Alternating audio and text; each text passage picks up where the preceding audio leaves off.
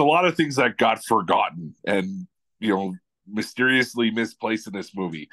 The biggest thing for me is what, and I understand why you want to focus, the first part of the movie on Venus's rise, because obviously she's the older one who ended up becoming that 14-year-old professional who took Arantes Sanchez Vicario, to 3 sets.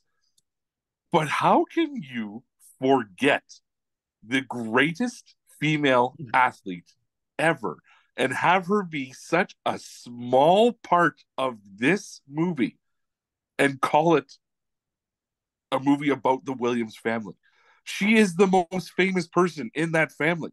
Yeah. And you literally skim over her career with a little subtitle at the end of the movie.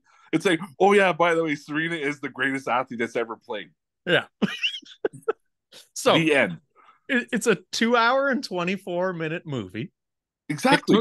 It took until 1 hour and 56 minutes for finally Richard to walk over, because he sees Serena looking at the court while Venus is about to have her big match. And he's like, oh, don't worry, you're going to be the greatest ever. And it's just a throwaway line. And then she's done. And it's like, what?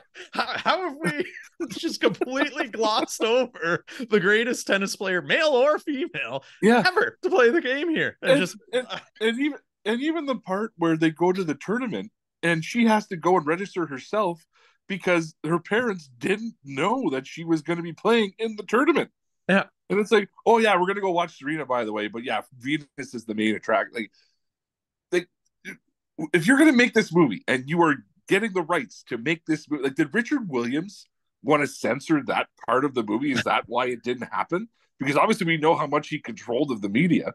Mm-hmm. But again, every part that had Serena in it, it's always like, but Venus. Oh yeah, but Tunde. But like, there's no buts. She is the greatest female athlete ever on the face of the planet.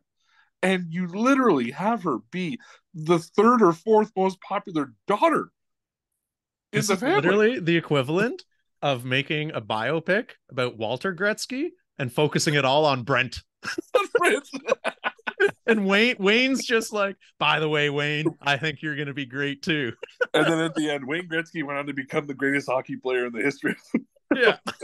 Like, there's just such little thought went into that. And, let's call it what it is here. The more we get movies these days, it's just ADD generation. So if you get anything, everything's kind of hour and a half, hour 45 minutes.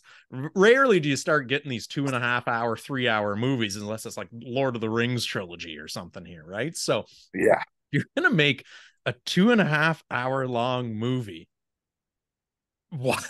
How do you not have a 10-minute little caveat in there just dedicated to Serena? Because we get it, chronological order. Weird. It's going to be the older sister who is going to kind of break through and kind of pave the way.